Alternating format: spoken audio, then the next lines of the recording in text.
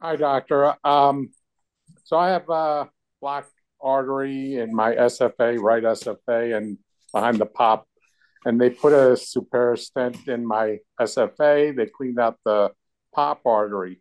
What did you find uh, from your experience the success rate on that Supera stent in the pop artery? Since before that, it was always not feasible to put a stent in the pop artery. Sure. It's a great question. So the reason that the popliteal artery, there are many reasons why historically people call that a no stent zone, was because the artery bends a lot there as you bend your knee, and most stents could not bend that way without potentially fracturing.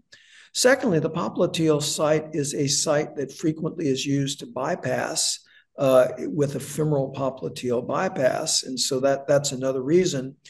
Thirdly, the popliteal artery was historically often quite calcified, and most stents would be compressed in those very calcific lesions.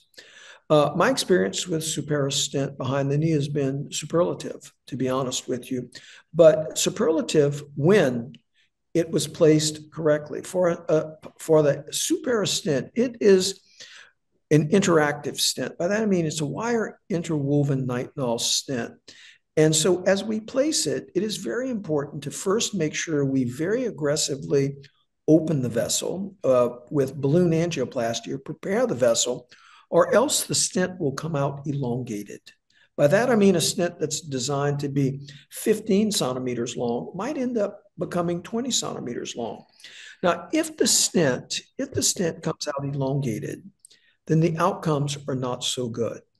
Now, that stent can also be compressed. We can take that 15 centimeter stent and make it 10 centimeters or less. And when would we do that? We would do that sometimes purposefully.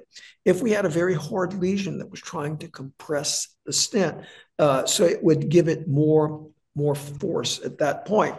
There is no major penalty long term for a shortened stent because you're just putting the metal there and the strength is very strong and it's still very flexible.